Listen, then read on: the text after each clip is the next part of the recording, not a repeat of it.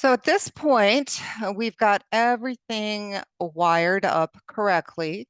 We have our movie class. We've ensured that we have entity framework, core and core tools, and we've got the same version as our project. We made our context file. We added our seed data to it. We wired up app settings, and we have added DI to program CS. We are now ready for migrations. Migrations is a two-step process. We need to add migration, which creates the files that will be used to generate the database and tables. Okay, and then once those files are created, we have to use the update database command, which will then execute the code. So it's a two-step process. The commands are entered in the package manager console. So I've got my package manager console kind of docked here at the bottom. But if you don't, if you right click, oh, actually, we might have to go into the menu. Let's go to Tools, NuGet Package Manager, and here is the Package Manager console.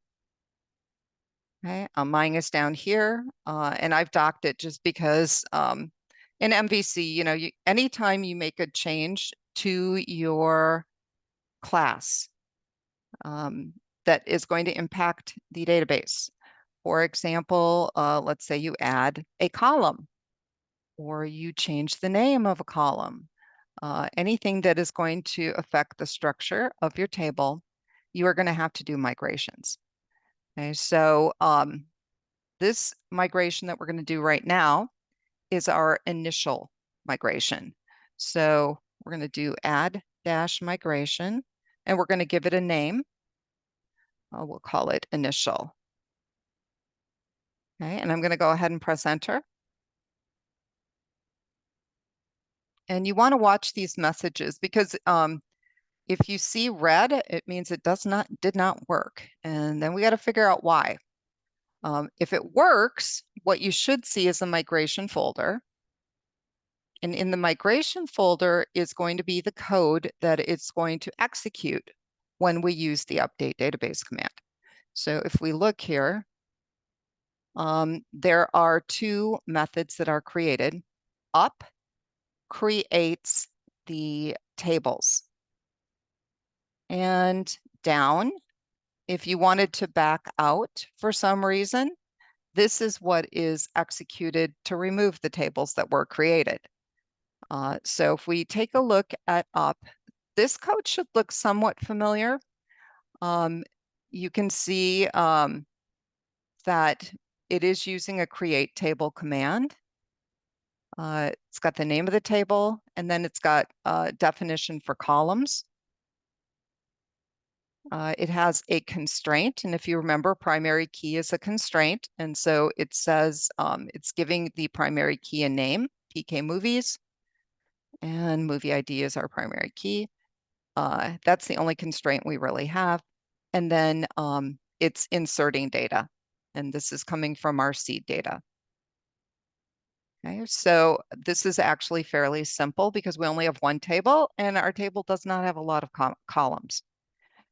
So at this point, we're going to go ahead and we're going to run update database.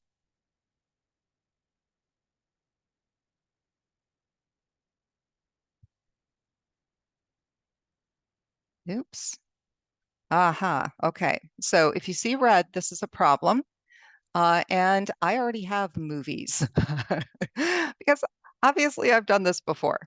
So I have two choices. I can go into the SQL Server Object Explorer and I can delete movies, or I can give movies a little different name. And I think I'm going to give it a little different name. So I'm just going to call it Movies 2023. Okay. And then I have to run update database again. Because if you see red, it did not create your database. So I'm going to do update database.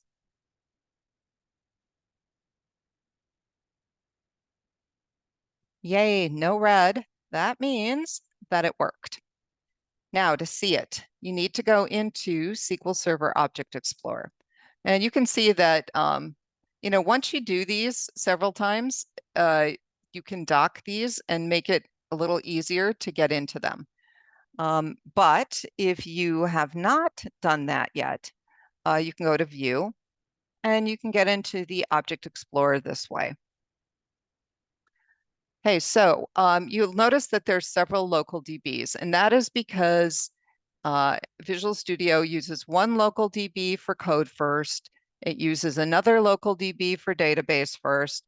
Okay, and so until you learn which one is which, sometimes you just have to expand out your local DBs and look for the database you created. And I'm pretty sure this is the one for code first, because I have a lot more code first databases. And here is movies. So if I expand that out, you can see this looks a lot like SQL Server. And if I go through the tables, here is my movie table. I can see my columns. Okay, this looks like just like SQL Server. So you can see that it did make movie ID the primary key. It is integer. Name was a string, so it made it variable character. And then we've got year and rating. It is showing a key next to movie ID, but you can also see that under keys. Now, if you want to see the data to make sure that the seed worked, you can right-click on your table and select View Data.